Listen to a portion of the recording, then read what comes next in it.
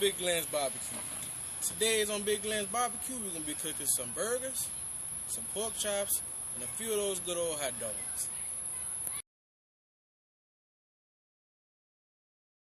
Welcome to the first episode of Big Glynn's BBQ. Today we're doing little pork chops, a few burgers, and some few hot dogs. Okay? We're not going to do too much. We're going to keep it simple. First ingredient, tuna sachets. Once in the bag, you heard the tuna sachets can make a third taste good, okay? We're going to lose a little moisturize, iodine salt. Can't do chops without the salt, baby. Third ingredient, and the most important, you gotta have a little flavor and a little kick. Just a little bit of McCormick's ground cayenne pepper. And last but not least, the sauce. It speaks for itself. We just call it the sauce of the South. Okay. Now we got some pre-seasoned burgers here. Slightly with little tunas. Now we're gonna add a little salt to it. Now normally when you're seasoning your burgers and your pork chops, you want to take about half a palm of salt. That's gonna be good enough. We're not trying to have nobody with diabetes. Close it up. You want to work in a circle motion, releasing the salt slowly across the burgers, starting from the top of the burgers to the left, diagonally as you're going on.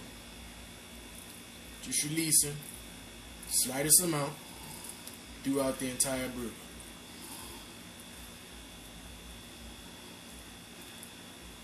All good chefs always in seasoning with a nice little hand slap.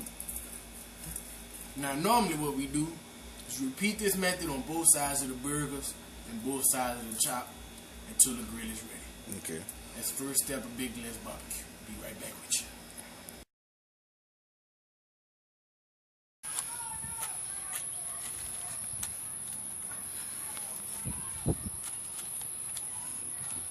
Let it burn. Come on. Come on. Come on. Get a good strike. Come on. Come on. Okay. Fuck it. A good burn. Okay.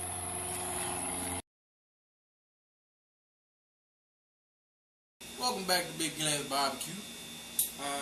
We got all our meat seasoned right here, good and ready to go, seasoned on both sides with our key ingredients. We got our hot dogs ready. They're sitting there thawing out so they can go on the grill. Now if you're cooking on a smaller grill, or you're not doing something on a big smoker, you might want to try using some wood chips. Wood chips can give your food a lot of flavor to go with your seasonings and create a real good southern barbecue taste once you get it and put some sauce on it. So we're going to head out there, we're going to put these chips on our grill.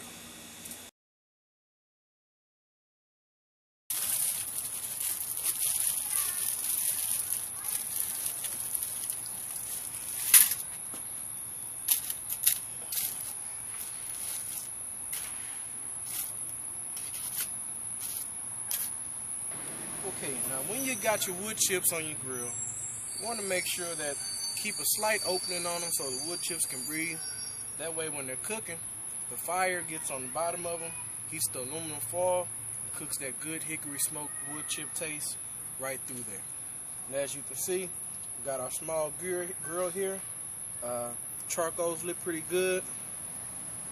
Wood chips are getting ready to burn.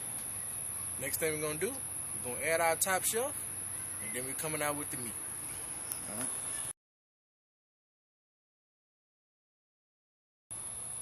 Now when cooking with wood chips and your smaller grill, you want to make sure that you get the proper spacing. Spacing on the grill is everything.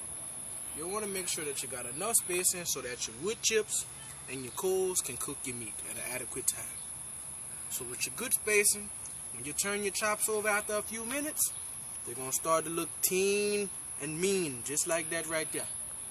That's how you want it to look after a little bit of time. So the next thing we're going to do, we're going to let this stuff cook. We're going to throw our top on here. We're going to kick back, throw a few back, and we'll be back at you in just a minute on Big Glynn's BBQ.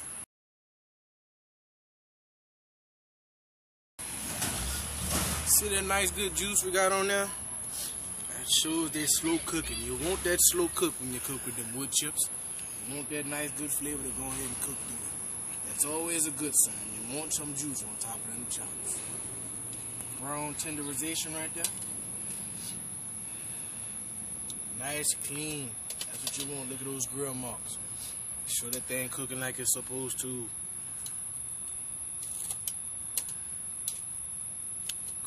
Cooking evenly all the way through. All the way through. This is going to be some good eating later on. Some real good eating. Also can flip these burgers right here. They're still together. You don't want high fire on your burgers because you don't want all your meat dripping through. What drips through, it's going to be a good meat. It's going to be a good fire when you light your fire again.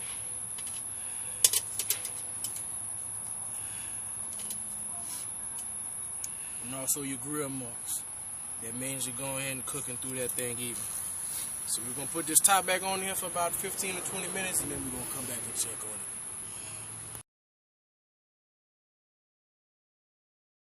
About halfway through with our first batch of barbecue. And as you can see right now, nice tender glaze on here. Meat's cooking all the way through. Got a nice slow smoke on it. Those wood chips are really doing their job, as you can see with the nice coloring on these chops. You see all that nice juice coming through there, they're all tender. We're going to let them cook for about another 20 or 30 minutes. Then we're going to get them off of here and we're going to throw them in that nice little sauce right there.